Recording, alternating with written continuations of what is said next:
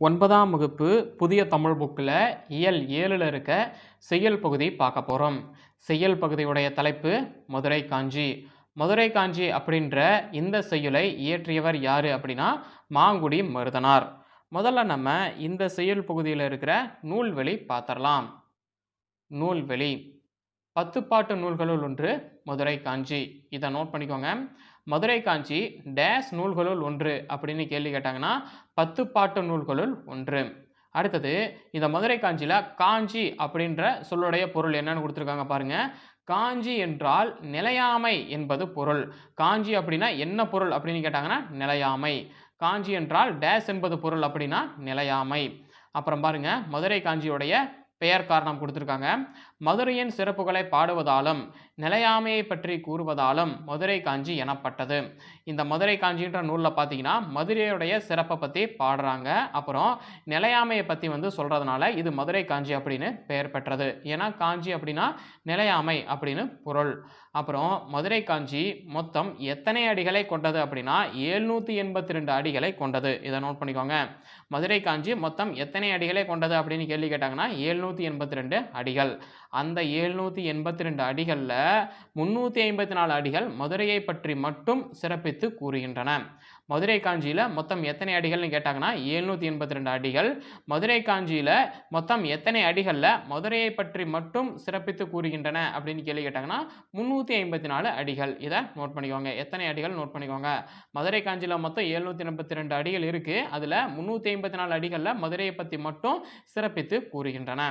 அப்புறம் மதுரை காஞ்சியை எப்படியும் சொல்லுவாங்க அப்படின்னா பெருகுவள மதுரை காஞ்சி அப்படின்னு சொல்லுவாங்க. மதுரை காஞ்சியை பெருகுவள மதுரை காஞ்சி அப்படின்னு சொல்லுவாங்க. இதை நோட் பண்ணிக்கோங்க. அடுத்தது மதுரை காஞ்சியுடைய பாட்டுடை தலைவன் யாரு அப்படின்னா தலையாலங்கானத்து சிறுவென்ற பாண்டியன் நெடுஞ்செழியன் தான் மதுரை காஞ்சியுடைய பாட்டுடை தலைவன். தலையாலங்கானத்து சிறுவென்ற பாண்டியன் நெடுஞ்செழியன் தான் மதுரை காஞ்சியுடைய பாட்டுடை தலைவன். இதோட நூல் குறிப்பு பார்த்தீங்கன்னா முடியுது. அடுத்தது ஆசிரியர் குறிப்பு பாருங்க. மதுரை காஞ்சியை பாடியவர் யாருன்னா மாங்குடி மருதனார். மதுரை காஞ்சியுடைய ஆசிரியர் யாருன்னு கேட்டாலும் மாங்குடி மருதனார்னு எழுதணும். மாங்குடி மருதனார் எந்த ஊரில் பிறந்தவர் அப்படின்னா மாங்குடி அப்படின்ற ஊரில் பார்த்தீங்கன்னா பிறந்திருக்காரு. அதனால தான் இவரை மாங்குடி மருதனார் அப்படின்னு சொல்கிறாங்க. மாங்குடி அப்படின்ற ஊர் எந்த மாவட்டத்தில் உள்ளது அப்படின்னா திருநெல்வேலி மாவட்டத்தில் உள்ளது. அதான் திருநெல்வேலி மாவட்டத்தில் உள்ள மாங்குடி அப்படின்ற ஊரில் பிறந்தவர் மாங்குடி மருதனார். அப்புறம் மாங்குடி மருதனார் 8 தொகையில் 13 பாடல்களை பாடியிருக்காரு. இதை நோட் பண்ணிக்கோங்க. மாங்குடி மருதனார் 8 தொகையில் மொத்தம் எத்தனை பாடல்களை பாடியுள்ளார் அப்படின்னு கேள்வி கேட்டாங்கன்னா 13 பாடல்களை பாடியிருக்காரு மாங்குடி மருதனார். இதெல்லாத்தையும் நோட் பண்ணிக்கோங்க. இப்போ நம்ம நுழையும் முன் பார்க்கலாம். நுழையும் முன் மதுரையை சிறப்பித்து பாடியுள்ள நூல்களுள் 14 மேல்கணக்கின் மதுரை காஞ்சி முதன்மையானது. இதை நோட் பண்ணிக்கோங்க. மதுரையை சிறப்பித்து பாடியுள்ள நூல்களுள் 14 மேல்கணக்கின் டேஸ் நூல் முதன்மையானது அப்படின்னு கேட்டாங்கன்னா மதுரை காஞ்சி முதன்மையானது. இதை நோட் பண்ணிக்கோங்க. மதுரை காஞ்சியில் மதுரை மாநகர் மக்களுடைய வாழ்விடம், கோட்டை கொத்தளம், அந்நகரில் நிகழ்கிற திருவிழாக்கள், பல வகை பள்ளிகள், நாற்பெருங்குழு, அந்தி வணிகம் ஆகிய காட்சிகள் பார்த்தீங்கன்னா கவித்துவமாக விரிஞ்சிருக்கு மதுரை காஞ்சி நூலில். காலை தொடங்கி மறுநாள் காலை விடியல் வரையில் நகரை சுற்றி கண்ணுற்றதை முறைப்படுத்தி கூறுவது போன்ற வருணனை பாடல்கள் தான் நமக்கு இங்கே பாடப்பகுதியை கொடுத்துருக்காங்க. அதாவது காலையிலிருந்து ஆரம்பித்து அடுத்த நாள் காலையில் வரைக்கும் நகரத்தை சுற்றி பார்த்து கண்டு கழிச்சதை அந்த காட்சிகளை முறைப்படுத்தி சொல்கிறது மாதிரியான வருணனை பாடல்களை தான் நமக்கு இங்கே பாடப்பகுதியாக கொடுத்துருக்குறாங்க. சரி வாங்க பாடலுக்கு போகலாம். மதுரை மாநகர் மண்உற ஆழ்ந்த மணிநீர் கிடங்கின் விண்உற ஓங்கிய பல்படை புரிசை தொல்வழி நிலைய அணங்குடை நெடுநிலை நெய்பட கரிந்த தின்போர் கதவின் மலையாடும் மலையின் நிவந்த மாடமுடு வையை அன்ன வளக்குடை வாயில் வகைபெற எழுந்து வானம் மூழ்கி சில்காற்று இசைக்கும் பல்புலை நள்ளில் ஆறு கிடந்தன்ன அகல்நெடுந்தெருவில் பல்வேறு குழா அத்து இசையெழுந்து ஒலிப்ப மாகள் எடுத்த முன்னீர் போல முழங்கிசை நண்பனை அரைவனர் நுவல கயம் குடைந்தன்ன இயம் தொட்டு இமிழிசை மகிழ்ந்தோர் ஆடும் களிகொள் சும்மை ஓவு கண்டன்ன இருபெரு நியமத்து. இந்த பாடல் வந்து பார்த்தீங்கன்னா, இங்க செய்யுள் வடிவில குடுத்துருக்காங்க. இங்க கீழ உரைநடை வடிவில குடுத்துருக்காங்க. இதையும் படிக்கிறேன் பாருங்க. மண்வரை ஆழ்ந்த தெளிந்த அகழி விண்ணை முட்டும் கற்படை மதில்கள் தொன்மை உடைய வலிமை மிக்க தெய்வத்தன்மை பொருந்திய நெடுவாசல் பூசிய நெய்யால் கருத்த கதவுகள் முகில்கள் உலாவும் மலையொத்த மாடம் வற்றாத வையை போல் மக்கள் செல்லும் வாயில் மாடம் கூடம் மண்டபம் என பல வகைப்பெற எழுந்து வானம் மூழ்கி தென்றல் வீசும் சாளர இல்லம் ஆற்றை போன்ற அகழ்நெடும் தெருவில் பழமொழி பேசுவோர் எழுப்பும் பேச்சொலி பெருங்காற்று புகுந்த கடலொளி போல விழாவின் நிகழ்வுகள் அறையும் முரசு நீர் குடைந்தது போல் கருவிகளின் இன்னிசை கேட்டோர் ஆடும் ஆரவார ஓசை ஓவியம் போன்ற இருபெரும் கடைத்தெருக்கள். இப்போ இதில் இருக்கிற சொல்லும் பொருளும் பாருங்க.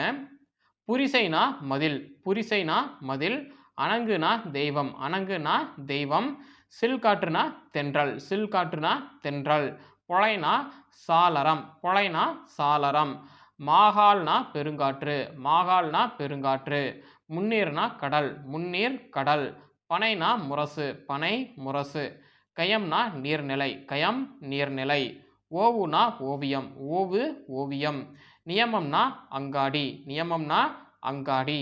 இப்போ நம்ம இந்த பாடலுடைய பொருள் பார்க்கலாம். மண் உற ஆழ்ந்த மணிநீர் கிடங்கின் அப்படின்னா என்னன்னா, மண் உற ஆழ்ந்த அப்படின்னா மதுரை மாநகரில் ஆழமான தெளிந்த நீருடைய அகழி உள்ளதுன்னு சொல்கிறாங்க. அதான் மண் உற ஆழ்ந்த அப்படின்னா என்ன அர்த்தம்? அகழி இருக்குது, அதாவது ஆழமான தெளிந்த நீரை உடைய அகழி இருக்குது. மண் உற ஆழ்ந்த மணிநீர் கிடங்கின் அப்படின்னா மணிநீர் கிடங்கின் அப்படின்னா அகழி அப்படின்னு அர்த்தம். மண் உற ஆழ்ந்த மணிநீர் கிடங்கின்னா மதுரை மாநகரில் ஆழமான தெளிந்த நீரை உடைய அகழி உள்ளது, அதான் மணிநீர் கிடங்கின் அகழி உள்ளது அப்படின்னு சொல்கிறாங்க மதுரை மாநகரில். விண்உற ஓங்கிய பல்படை புரிசை தொல்வழி நிலைய அணங்குடை நெடுநிலை அப்படின்னா என்ன அர்த்தம்னா, விண்உற ஓங்கிய, விண்ணுனா என்ன? வானம், விண்ணுனா வானம், பல கற்களை கொண்டு கட்டப்பட்ட மதில் வானளவு உயர்ந்துள்ளதுன்னு சொல்கிறாங்க. அதான் விண்ணுனா வானம், ஓங்கியன்னா உயர்ந்த, பல்படை அப்படின்னா கற்களை, புரிசை அப்படின்னா மதில்கள் அப்படின்னு அர்த்தம். அப்போ என்ன அர்த்தம்னா, இதுக்கு பல கற்களை கொண்டு கட்டப்பட்ட மதில் வானளவு உயர்ந்துள்ளது. அதான் விண்உற ஓங்கிய பல்படை புரிசை அப்படின்னா, புரிசை அப்படின்னா என்ன? மதில் அப்படின்னு அர்த்தம். புரிசை அப்படின்னா பல கற்களை கொண்டு கட்டப்பட்ட மதில் விண்உற வானளவு உயர்ந்துள்ளது அப்படின்னு சொல்கிறாங்க. அதான் விண்உற ஓங்கிய பல்புடை புரிசை தொல்வழி நிலைய அணங்குடை நெடுநிலை. தொல்வழி, தொல் அப்படின்னு என்னன்னா ரொம்பவும் தொன்மையானது, பழமையானது அப்படின்னு அர்த்தம். தொல் அப்படின்னா அதான் தொல்வழி நிலைய அணங்குடை நெடுநிலை. அணங்கு அப்படின்னா தெய்வம் அப்படின்னு அர்த்தம். தொல்வழி நிலைய அணங்குடை நெடுநிலை அப்படின்னா என்ன அர்த்தம்னா, பழமையானதும் வலிமை மிக்கதும் தெய்வத்தன்மை பொருந்தியதுமான வாயில்கள் உள்ளது அப்படின்னு சொல்கிறாங்க. அதான் தொல்வழி நிலைய அப்படின்னா, தொல்ன பழமையானதும் நிலைய வலிமை மிகுந்ததும் அணங்குடை தெய்வத்தன்மையும் பொருந்தியதுமாகிய நெடுநிலை வாயில்கள் வந்து உள்ளது மதுரை மாநகரில் அப்படின்னு சொல்கிறாங்க. அப்புறம் நெய்ப்பட கரிந்த தின்போர் கதவின் அப்படின்னா என்ன அர்த்தம் அப்படின்னா, அந்த வாயில்கள் இருக்குது பார்த்தீங்களா, தெய்வத்தன்மை பொருந்திய வாயில்கள் உள்ளதுன்னு சொல்கிறாங்க இல்லைங்களா மதுரை மாநகரில். அந்த வாயில் எப்படி இருக்காம்? நெய்ப்பட கரிந்த தின்போர் கதவின் அப்படின்னு இருக்குதான். அதாவது அந்த வாயில்கள் நெய் பூசியதுனால தான், நெய்ப்பட நெய் பூசியதால் கரிந்த கருமை அடைந்த அப்படின்னு அர்த்தம். தின்போர் கதவின் அப்படின்னா, தின்போர் அப்படின்னா வலிமையான, கதவின்னா கதவுகளை உடையது அப்படின்னு சொல்கிறாங்க. அதாவது மதுரை மாநகரில் பழமையானதும் வலிமை மிக்கதுமான தெய்வத்தன்மை பொருந்திய வாயில்கள் உள்ளதுன்னு சொல்கிறாங்க. அதான் தொல்வழி நிலைய அணங்குடை நெடுநிலை நெய்ப்பட கரிந்த தின்போர் கதவின். அந்த கதவு எப்படி இருக்கா? நெய்ப்பட, நெய் பூசியதுனால ரொம்பவும் கருமை அடைந்து கரிந்த, தின்போர் கதவின் அப்படின்னா வலிமையான கதவுகளை உடையது அப்படின்னு சொல்கிறாங்க. மழையாடும் மலையின் நிவந்த மாடமுடு அப்படின்னா என்ன அர்த்தம்னா, அந்த வாயில், அதாவது மேகங்கள் உலாவும் மலை போல் மாளிகைகள் உயர்ந்து இருக்குன்னு சொல்கிறாங்க. அதான் மழையாடும், மழைனா என்ன? மழையாடும் என்ன? மேகம் அப்படின்னு அர்த்தம். மேகம் கருத்தால் மழை பொழியும். அதான் மழையாடும் மலையின் நிவந்த மாடமுடு அப்படின்னு என்ன அர்த்தம்னா, மேகங்கள் உலாவுற மலை போல, அதான் மலையாடும் அப்படின்னா மேகங்கள் உலாவும், ஆடும்னா என்ன? உலாவும் அப்படின்னு சொல்கிறது தான். மலையாடும் மேகங்கள் உலாவும் மலையின் நிவந்த அப்படின்னா மலை போல் மாளிகைகள் உயர்ந்து உள்ளன. மலையின் நிவந்த மாடமுடு, மாடம்னா என்ன? மாளிகை அப்படின்னு அர்த்தம். மாடம்னா என்ன? மாளிகை, மாடம் மாளிகை கூட கோபுரம் சொல்லுவாங்க, அதான் அந்த மாடம்னா மாளிகை அப்படின்னு அர்த்தம். மேகங்கள் உலாவும் மலை போல் மாளிகைகள்லாம் உயர்ந்து இருக்கு அப்படின்னு சொல்கிறாங்க.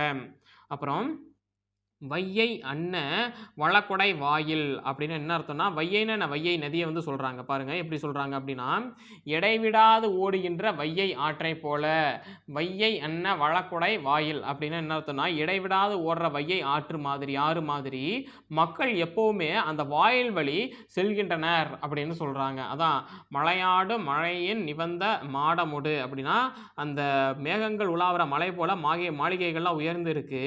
அப்புறம் வையை அன்ன வளக்குடை வாயில் அப்படின்னா, இடைவிடாது ஓடுற வையை ஆற்றை போல மக்கள் எப்பவுமே அந்த வாயில் வழி செல்கின்றனர் அப்படின்னு சொல்றாங்க. வகைபெற எழுந்து வானம் மூழ்கி சில்காற்று இசைக்கும் பல்புலை நல்இல் அப்படின்னா என்ன அர்த்தம்னா, வகைப்பெற எழுந்து வானம் மூழ்கினா மதுரை மாநகரில் மண்டபம் கூடம் அடுக்குகள் அப்படின்னு பல்வேறு பிரிவுகளை கொண்டு வான்வரை ஓங்கிய தென்றல் காட்டு இசைக்கும் பல சாளரங்களையுடைய நல் இல்லங்கள் உள்ளன, நல்ல இல்லங்கள் உள்ளன அப்படின்னு சொல்கிறாங்க. அதான் வகைப்பெற எழுந்து அப்படின்னா மண்டபம் கூடம் அடுக்குகள் அப்படின்னு பல்வேறு பிரிவுகளை கொண்டு, அதான் வகைப்பெற அப்படின்னு சொல்கிறாங்க. பல்வேறு பிரிவுகளை கொண்டு அப்படிங்கிறத வகைப்பெற அப்படின்னு சொல்கிறாங்க. வகைப்பெற எழுந்து வானம் மூழ்கி எப்படி இருக்கா, அந்த மதுரை மாநகரில் இருக்கிற மண்டபம் கூடம் கோபுரம் இந்த மாதிரியான அடுக்குகள் எல்லாம் பல்வேறு பிரிவுகளை கொண்டு வான் வரை ஓங்கியதால் வான் வரை ஓங்கி இருக்கு அதான் சொல்கிறாங்க. அதான் வகைப்பெற எழுந்து வானம் மூழ்கி அப்படின்னு சொல்ல வான் வரை ஓங்கி இருக்கிறதுனால எப்படி இருக்கான், சில்காற்று இசைக்கும் பல்புலை நல்இல். சில்காற்றுனா என்ன அர்த்தம்னா தென்றல் காற்றுன்னு அர்த்தம். சில்காற்று இசைக்கும்னா இந்த மாதிரி மண்டபம் கூடம் அடுக்குகள் கோபுரங்கள் இந்த மாதிரியான பல்வேறு பிரிவுகளை கொண்டு வான் வரை ஓங்கி சில்காற்று இசைக்கும் பல்புலை வான்வரை ஓங்கிய தென்றல் காற்று இசைக்கும் பல வகை சாளரங்களை உடைய நல்ல இல்லங்கள் உள்ளன. அதான் நல்இல் அப்படின்னா நல்ல இல்லங்கள் உள்ளன அப்படின்னு அர்த்தம். ஆறு கிடந்தன்ன அகழ்நெடுந்தெருவில் பல்வேறு குழா அத்து இசையெழுந்து ஒழிப்ப அப்படின்னா என்ன அர்த்தம்னா, ஆறு கிடந்தன்ன அப்படின்னா ஆறு போன்ற அகலமான நீண்ட தெருக்களில் அப்படின்னு அர்த்தம். ஆறு கிடந்தன்ன அகழ்நெடுந்தெருவில் அப்படின்னா அகழ்நெடுந்தெருவில் அப்படின்னா ஆறு போன்ற அகலமான நீண்ட தெருக்களில், அதான் அகழ்நெடுந்தெருவில் இல்லை நீண்ட தெருக்களில் பொருள்களை வாங்க வந்த மக்கள் பேசும் பேச்சு எப்படி இருக்கு அப்படின்னா பல்வேறு குழா அத்து இசையெழுந்து ஒழிப்ப அப்போ அது மாதிரி இருக்குதான். அதான் ஆறு கிடந்தன்ன ஆறு போன்ற அகலமான நீண்ட தெருக்கரில் பல்வேறு குழா அத்து இசையெழுந்து ஒழிப்ப அப்படின்னா பல்வேறு பொருட்களை வாங்க வந்த மக்கள் பேசும் பேச்சு பேசும் பல்வேறு மொழிகள் ஒலிக்கின்றன அப்படின்னு சொல்கிறாங்க. அதான் ஆறு கிடந்தன்ன அகழ்நெடுந்தெருவில் பல்வேறு குழா அத்து இசையெழுந்து ஒழிப்ப அப்படின்னா ஆறு மாதிரியான அகலமான நீண்ட தெருக்கரில் பொருள் வாங்க வந்த மக்கள் பேசுகிற பல்வேறு மொழிகள் ஒலிக்கின்றன அப்படின்னு சொல்கிறாங்க. அடுத்து மாகாள் எடுத்த முன்னீர் போல முழங்கிசை நண்பனை அரைவனர் நுவல கயம் குடைந்தன்ன ஈயம் தொட்டு இமிழிசை அப்படின்னா என்ன அர்த்தம்னா, மாகாள் எடுத்த முன்னீர் போல அப்படின்னா என்ன அர்த்தம்னா, விழா பற்றிய முரசறைவோரின் முழக்கம் பெருங்காற்று புகுந்த கடலொளி போல் ஒலிக்கிறதுன்னு சொல்கிறாங்க. அதான் மாகாள் எடுத்த முன்னீர் போல அப்படின்னா என்ன அர்த்தம்னா, முன்னீர்னா என்ன கடல் அப்படின்னு அர்த்தம். கடல் அப்படின்னு அர்த்தம் முன்னீர் அப்படின்னா. மாகாள் எடுத்த அப்படின்னா மாகாள்னா என்னென்னா பெருங்காற்று அப்படின்னு அர்த்தம். மாகாள் எடுத்த முன்னீர் போல அப்படின்னா விழா பற்றி ஏதாவது அறிவிப்பு வரும்னா ஊரில் டண்டூரா போடுவாங்க. இதில் வந்து பார்த்தீங்கன்னா முரசறைவரவங்க இருக்காங்க பார்த்தீங்களா, டம்மு டம்னு முரசறைவாங்க பார்த்தீங்களா, அதான் விழா பற்றிய முரசறைவோருடைய முழக்கம் எப்படி இருக்கும், பெருங்காற்று புகுந்த கடலொளி போல ஒலிக்கிறது அப்படின்னு சொல்லுவாங்க. அதான் காற்றுல வேகமாக அடித்த கடலொளி எப்படி இருக்கும் அந்த மாதிரி வந்து முரசறைவுடைய முழக்கம் பெருங்காற்று புகுந்த கடலொளி போல ஒலிக்குது அப்படின்னு சொல்லுவாங்க. அதான் முழங்கிசை நண்பனை அரைவனர் நுவல கயம் குடைந்தன்ன ஈயம் தொட்டு இமிழிசை அப்படின்னா என்ன அர்த்தம்னா, இசைக்கருவிகளை இயக்குவதால் உண்டாகும் இசை அப்படின்னு அதான் முழங்கிசை நண்பனை அரைவனர் நுவல அப்படின்னா முழங்கிசை நண்பனை அப்படின்னா என்ன, சங்கே முழங்கு அப்படின்னு கேள்விப்பட்டிருப்பீங்க. அப்படின்னா என்ன, ஒருத்தர் வந்து பார்த்தீங்கன்னா சங்கை வந்து ஊதுவாங்க அப்போ தான் அது முழங்கம். அப்போ முழங்கிசை நண்பன்னு யாரை சொல்கிறாங்க, இசைக்கருவிகளை இயக்குபவர் இருக்காங்க பார்த்தீங்களா அவங்கள வந்து சொல்கிறாங்க. அதான் இசைக்கருவிகளை இயக்குவதால் உண்டாகும் இசை, அதான் முழங்கிசை நண்பனை அரைவனர் நுவல அப்படின்னா இசைக்கருவிகளை இயக்குவதால் உண்டாகும் இசை எப்படி இருக்கான், கயம் குடைந்தன்ன ஈயம் தொட்டு தொட்டு இமிழிசை அது மாதிரி இருக்குதான். கயம் குடைந்தன, கயம்னா நீர்நிலை அப்படின்னு அர்த்தம். கயம் குடைந்தனா நீர்நிலைகளை கையால் குடைந்து அப்படின்னு அர்த்தம். கயம் குடைந்தனா நீர்நிலைகளை கையால் குடைந்து இயம் தொட்டு இமிழிசை விளையாடும் தன்மை போல எழுகிறது அப்படின்னு சொல்றாங்க. இசைக்கருவிகளை இயக்கிறதுனால உண்டாகிற இசை எப்படி எழுதும்? முழங்கிசை நண்பனை அரைவன நுவல கயம் குடைந்தன்ன இயம் தொட்டு இமிழிசை அப்படின்னு என்ன? இசைக்கருவிகளை இயக்குவதனால உண்டாகிற இசை எப்படி இருக்கான்? நீர்நிலைகளை கையால் குடைந்து விளையாடுற தன்மை மாதிரி இருக்கு அப்படின்னு சொல்றாங்க. அப்புறம் மகிழ்ந்தோர் ஆடும் களிக்கொள் சும்மை ஓவு கண்டன்ன இருபெரு நியமத்து அப்படின்னு என்ன அர்த்தம்னா, இந்த இசைகளை எல்லாம் கேட்ட மக்கள் திருக்கல்ல ஆரவாரத்தோட ஆடுகின்றனர் சொல்றாங்க. அதான் மகிழ்ந்தோர்னா இந்த இசைக்கலை கேட்டு மகிழ்ந்த மக்கள் ஆடும் களி கொள்ள சும்மை அப்படின்னா அதை கேட்ட அந்த இசையை கேட்ட மக்கள் திருக்குறள்ல ஆரவாரத்தோடு ஆடுகின்றனர்னு சொல்றாங்க. ஓவு கண்டன்ன இருபெரு நியமத்து அப்படின்னா பெரிய திருக்குறளில் இருக்கிற நாளங்காடியும் அல்லங்காடியும் ஓவியங்கள் மாதிரி காட்சியளிக்கின்றன அப்படின்னு சொல்றாங்க. அதான் ஓவு கண்டன்ன இருபெரு நியமத்து. இந்த இதில் இருபெரு நியமத்துன்னு எதை சொல்றாங்கன்னா, ஆலங்காடியும் அல்லங்காடியும் ஓவியங்கள் போல காட்சியளிக்கின்றன அப்படின்னு சொல்றாங்க. இதுதான் இந்த பாடலுடைய பொருள். இந்த பாடலுடைய பொருளை இன்னொரு தடவை சொல்றேன் பாருங்க. மண்உற ஆழ்ந்த மணிநீர் கிடங்கின் விண்உற ஓங்கிய பல்படை புரிசை அப்படின்னு என்ன அர்த்தம்னா, மதுரை மாநகரில் மண்உற ஆழ்ந்த மணிநீர் கிடங்கின்னா ஆழமான தெளிந்த நீரை உடைய அகழி உள்ளதுன்னு சொல்கிறாங்க. அப்புறம் விண்உற ஓங்கிய பல்படை புரிசைனா பல கற்களை கொண்டு கட்டப்பட்ட மதில் வானளவு உயர்ந்துள்ளதுன்னு சொல்கிறாங்க. தொல்வழி நிலைய அணங்குடை நெடுநிலை அப்படின்னா தொல்ன பழமையானதும் வலிமை மிக்கதும் தெய்வத்தன்மை பொருந்தியதுமான வாயில்கள்லாம் இருக்குன்னு சொல்கிறாங்க. நெய்ப்பட கரிந்த தின்போர் கதவின் அப்படின்னா அந்த வாயில்கள் நெய் பூசியதுனால கருமையடைந்த வலிமையான கதவுகளை உடையதுன்னு சொல்கிறாங்க. மலையாடும் மலையின் நிவந்த மாடமுடு வையை அன்ன வளக்குடை வாயில் அப்படின்னு என்ன அர்த்தம்னா, மேகங்கள் உலாவுற மலை போல மாளிகைகள்லாம் உயர்ந்து இருக்கு. அப்புறம் அங்கே இடைவிடாது ஓடுகிற வையை ஆற்றை மாதிரி மக்கள் எப்போதுமே வாயில்கள் வழி செல்கின்றனர்னு சொல்கிறாங்க. அடுத்தது பாருங்க. வகைப்பெற எழுந்து வானம் மூழ்கி சில்காற்று இசைக்கும் பல்பொலை நல்கில் அப்படின்னா அதாவது மதுரை மாநகரில் மண்டபம் கூடம் அடுக்குகள் அப்படின்னு பல்வேறு பிரிவுகளை கொண்டு வான்வரை ஓங்கிய தென்றல் காற்று இசைக்கும் பல சாளரங்களை உடைய நல் இல்லங்கள் பார்த்தீங்கன்னா உள்ளதுன்னு சொல்கிறாங்க. ஆறு கிடந்தன்ன அகழ்நெடுந்தெருவில் பல்வேறு குழா அத்து இசை எழுந்து ஒழிப்ப அப்படின்னு என்ன அர்த்தம்னா, ஆறு மாதிரியான அகலமான நீண்ட தெருக்கரில் பொருட்களை வாங்க வந்த மக்கள் பேசும் பல்வேறு மொழிகள் பார்த்தீங்கன்னா ஒழிக்குதுன்னு சொல்கிறாங்க. அப்புறம் மாகால் எடுத்த முன்னீர் போல முழங்கிசை நண்பனை அரைவனன் வல கயம் குடைந்தன்ன இயம் தொட்டு இமிழிசை அப்படின்னா விழா பற்றிய முரசை அடிச்சுக்கிட்டு முழங்குவாங்க பார்த்தீங்களா, அவங்க அது எப்படி இருக்கான், விழா பற்றிய முரசரை ஊருடைய முழக்கம் பெருங்காற்று புகுந்த கடலொளி மாதிரி ஒலிக்குதான். அப்புறம் இசைக்கருவிகளை இயக்குவதனால உண்டாக்குற இசை நீர்நிலைகளை கையால குடைந்து விளையாடுற தன்மை மாதிரி இருக்குதான். மகிழ்ந்தோர் ஆடும் களிக்கொள் சும்மை ஓய்வு கண்டன்ன இருபெரு நியமத்து அப்படின்னா அந்த இசையை கேட்ட மக்கள் திருக்கல்ல ஆரவாரத்தோடு ஆடுறாங்க. பெரிய திருக்கல்ல இருக்கிற நாளங்காடியும் அல்லங்காடியும் ஓவியங்கள் மாதிரி காட்சியளிக்கின்றன அப்படின்னு சொல்றாங்க. இதுதான் இந்த பாடலுடைய பொருள். அப்புறம் இங்கே பாருங்கள், தெரியுமா அப்படின்னு சொல்லி பாக்ஸ் பண்ணி ஒரு தகவல் கொடுத்துருக்காங்க. இதில் என்ன தகவல் கொடுத்துருக்காங்க அப்படிங்கிறத நம்ம பார்க்கலாம். பொறிமயிர் வாரணம் கூட்டுரை வயமா புள்ளியொடு குழும அப்படின்ற அடி மூலமாக மதுரையில் வனவிலங்கு சரணாலயம் இருந்த செய்தியை மதுரை காஞ்சியின் மூலமாக நம்ம தெரிஞ்சுக்க முடியுது. அதாவது இந்த அடிகளில் என்ன செய்தி சொல்லியிருக்காங்க அப்படின்னா, மதுரையில் வனவிலங்கு சரணாலயம் இருந்த செய்தியை இதன் மூலமாக நம்மளால் தெரிஞ்சுக்க முடியுது. எப்படி தெரிஞ்சுக்க முடியுது அப்படின்னா, 10 பாட்டு ஆராய்ச்சி யார் பண்ணியிருக்காங்கன்னா மா ராசமாணிக்கனார் பார்த்தீங்கன்னா 10 பாட்டு ஆராய்ச்சி பண்ணியிருக்காரு. அந்த ஆராய்ச்சியில் பார்த்தீங்கன்னா இந்த செய்தியை அவர் சொல்லியிருக்காரு. மதுரையில் வனவிலங்கு சரணாலயம் இருந்த செய்தியை மதுரை காஞ்சி மூலமாக இதில் இருந்து தெரிஞ்சுக்க முடியுது. எந்த அடிகளில் இருந்துன்னா, பொறிமயிர் வாரணம் கூட்டுரை வயமா புலியொடு குழும. இது எந்த அடிகளில் கொடுத்துருக்காங்கன்னா மதுரை காஞ்சியில் 673 இருந்து 677 இந்த அடிகளில் பார்த்தீங்கன்னா இந்த செய்தி கொடுக்கப்பட்டிருக்கு. இதை நோட் பண்ணி வச்சுக்கோங்க. அப்புறம் இதில் இருக்கிற இலக்கண குறிப்பு பாருங்க.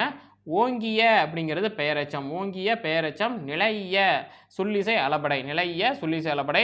கொலா அத்து செய்யுளிசை அளபடை. கொலா அத்து செய்யுளிசை அளபடை. வாயில் இலக்கண போலி. வாயில் இலக்கண போலி. மாகால் அப்படிங்கிறது உரிச்சொல் தொடர். மாகால் உரிச்சொல் தொடர். முழங்கிசை இமிழிசை வந்து பார்த்தீங்கன்னா வினைத்தொகைகள். முழங்கிசை இமிழிசை வினைத்தொகைகள். நெடுநிலை முன்னீர் பண்புத்தொகைகள். நெடுநிலை முன்னீர் பண்புத்தொகைகள். மகிழ்ந்தோர் வினையால் அணையும் பெயர். மகிழ்ந்தோர் வினையால் அணையும் பெயர். அடுத்தது பகுபத உருப்பலக்கணம் பாருங்க. ஆழ்ந்த இது எப்படி பிரிக்கலாம்னா ஆழ் கூட்டல் இத்து இந்து கூட்டல் இத்து கூட்டல் ஆ அப்படின்னு பிரிக்கலாம். ஆழ் பகுதி இத்து சந்தி இந்தானது விகாரம் இத்து இறந்த கால இடைநிலை ஆ பெயரச்ச விகுதி.